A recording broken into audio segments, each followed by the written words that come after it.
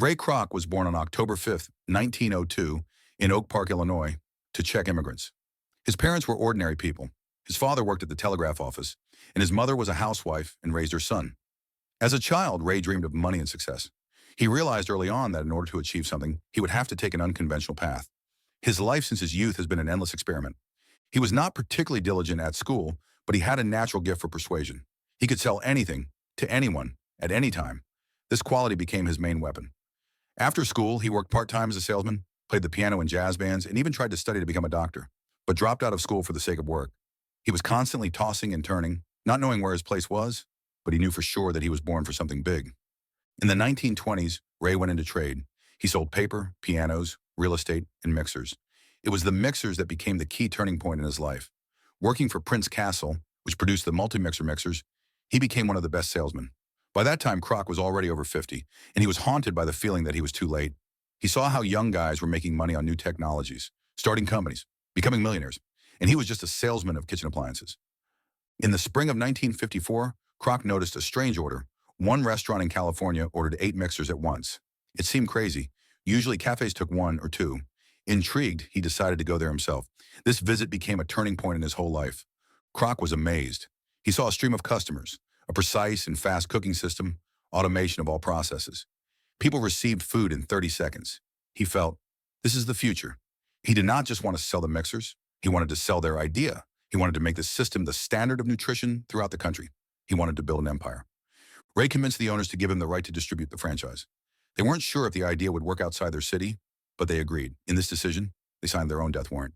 From that moment on, the idea no longer belonged to them. Again. The first restaurant under the new franchise opened in April 1955 in Des Plaines, Illinois. Kroc invested everything he had in it. He even mortgaged his house, but the risk paid off. The restaurant became a success. People were delighted with the food for 15 cents and the service in half a minute. Kroc realized that the formula worked. Now it had to be replicated. He created his own company, McDonald's System, Inc., and began opening restaurants one after another. But this was not enough. To control everything, he began to insist on standards. Everything had to be the same.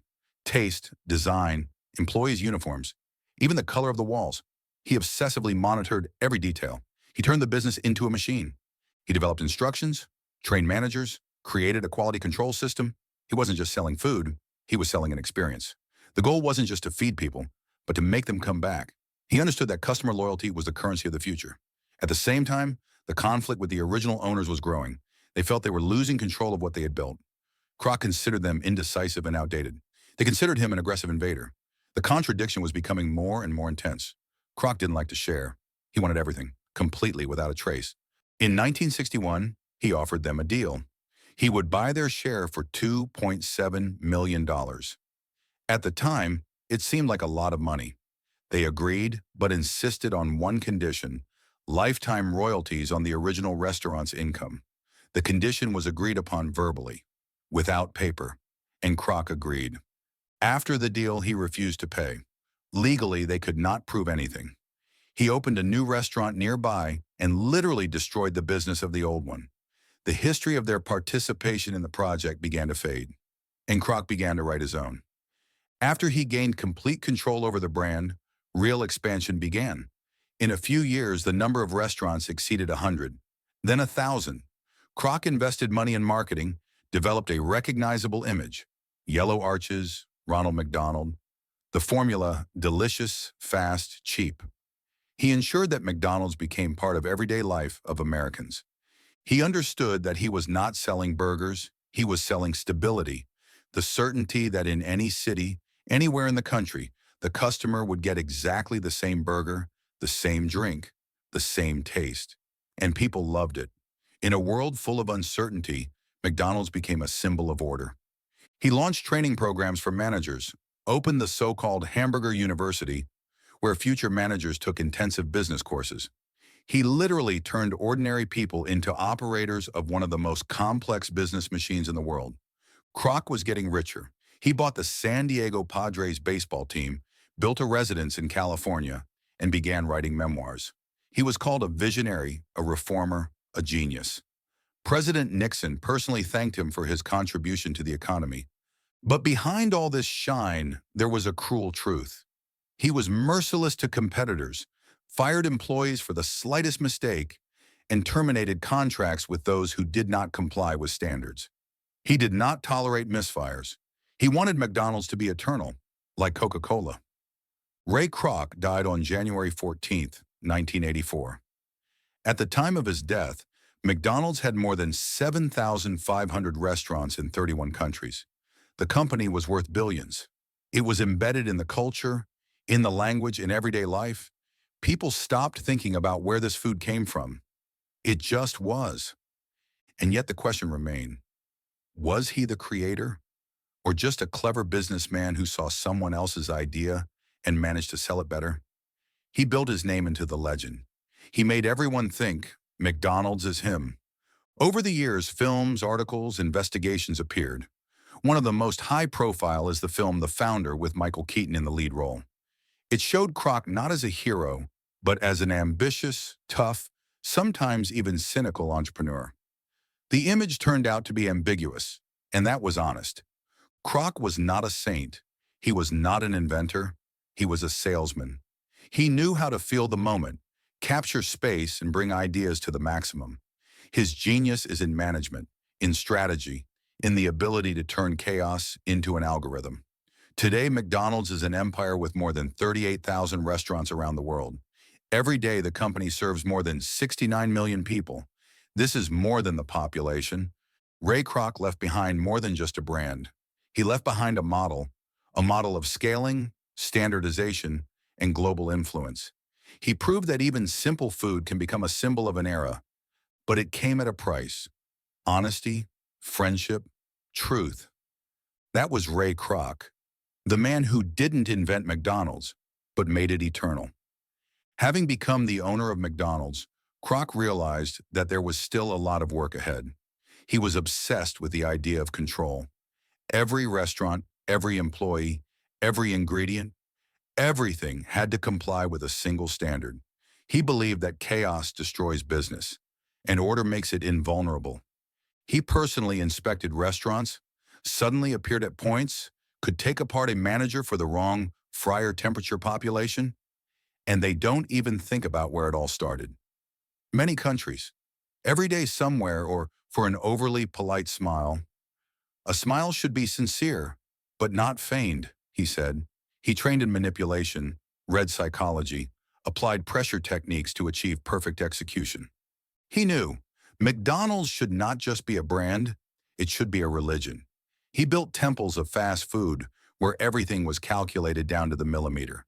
The distance between the cash register and the kitchen, the angle of the trash can, the length of the frying pan. Every second mattered.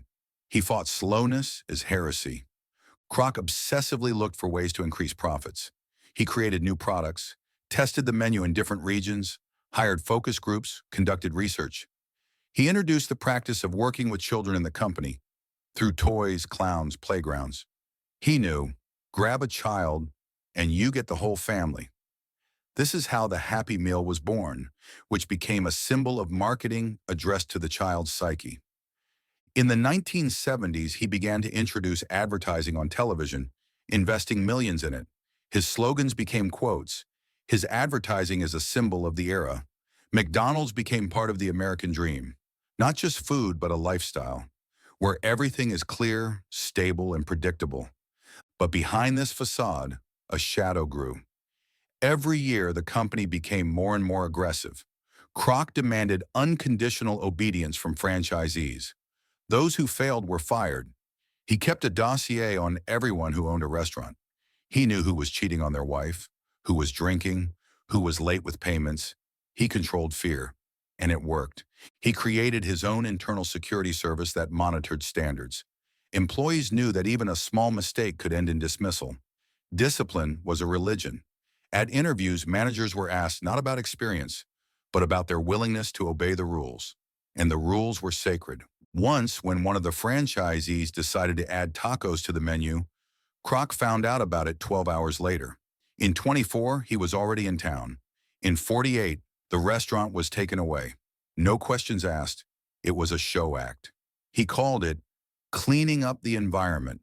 He was creating an army, not of soldiers, but of salesmen. Every employee was a cog, replaceable, trainable, standardized. He hated chaos, and that was his strength and his paranoia. He believed that business was war, and restaurants were fortresses, and every fortress needed to be defended. He sued competitors, spied on Burger King, bought former KFC employees to learn their business models. He wasn't just building an empire, he was rooting out the opposition. Kroc understood that the fast food market wasn't about food. It was about control, about human behavior, about consumer culture. He said, give a man a burger and he'll eat it. Give him a sense of security and he'll come back. He sold comfort, the illusion of home, a place where everything was always the same. Over the years, McDonald's began to penetrate schools. The company sponsored sports events, gave away coupons for grades, collaborated with teachers. Kroc knew that marketing had to start before the first visit. He wanted kids to perceive McDonald's as part of their childhood. At the same time, criticism grew. There were publications about the dangers of fast food, about the chemicals in products, about the minimum wages of employees. But Kroc retorted, we don't force anyone to eat. We just give a choice. He was ruthless, both publicly and in private conversations. One of his favorite techniques was a loyalty test. He could call an employee and ask him to fire a colleague. If he refused, he quit himself. If he agreed, he got a promotion. He said, loyalty is more important than intelligence. He often repeated that the main thing in business is not money. The main thing is control. He believed that control creates wealth, and he was right. In the 1980s, McDonald's was no longer just making money. It was shaping a global culture. It was in Japan, Germany, Canada, Australia. In each country, with its own nuances, but with an unchanging core. Burger, fries, cash register, smile. Kroc did not like compromises. Even before his death, he continued to dictate the terms. When his wife suggested he retire in 1983, he refused. He said, I can't leave. I am McDonald's. He lived out his last years surrounded by papers, plans, and schemes. He could barely walk, but he still dictated. He still made decisions. He died in 1984, leaving behind not just a company, but a system, a machine that continued to work without him. He was buried in California, under a simple tombstone, without pomp. But all of America knew, the man who changed the way we eat was gone, the way we live, the way we think. And yet, his legacy is debatable. He didn't invent McDonald's. He took it away. He scaled it. He turned the idea into gold. And that's the paradox. He wasn't an inventor. He was an invader. But it's his name that's inscribed in textbooks. Today, Kroc's name is rarely mentioned in McDonald's advertising. It's been erased from official history. His methods are too harsh for modern morality. But the essence remains. Every cash register, every burger, every uniformed employee, all these are echoes of his will. The question is not who he was, but what he left behind. He left behind the system. A system where standardization is more important than individuality, where taste is more important than health, where speed is more important than soul. This is the legacy of Ray Kroc, a legacy that feeds millions every day and continues to grow. After Ray Kroc's death, his place in the company was taken by his third wife, Joan Kroc. She was not involved in the business during his lifetime, but after his death, she received a huge fortune and unexpectedly for everyone turned into a philanthropist. She donated hundreds of millions of dollars to charity, supported culture, helped the homeless, financed radio stations and organizations to help the poor. It was as if Joan Kroc wanted to soften the image of her husband, a man who built an empire on standardization and strict discipline. But McDonald's itself no longer needed individuals. It became a self-sufficient organism. It grew, adapted, survived crises and scandals. It became part of the world economy. And all this, thanks to the system that Ray Kroc laid down. By the 1990s, McDonald's was already in the USSR.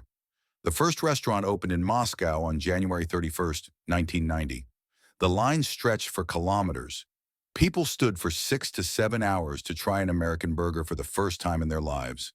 For a Soviet person, McDonald's was not just food, it was a symbol of another world where everything works, where people smile, where nothing breaks. The taste of freedom with a hint of ketchup. This expansion was planned in advance. Kroc said during his lifetime that sooner or later the golden arches would be everywhere. In Africa, in Asia, in the desert, and in the mountains. He was obsessed with globalization. He saw the world as a market and culture as a tool for penetration. After his death, the corporation continued its aggressive expansion. New formats appeared: McCafe, McExpress, automated kiosks. Delivery developed. The company studied customer behavior, introduced bonus programs, and collaborated with IT companies. But the core remained the same: standardization, speed, control. And the criticism grew. Eric Schlosser's book, Fast Food Nation, and the documentary Supersize Me hit the brand's reputation. People began to wonder what they were really eating.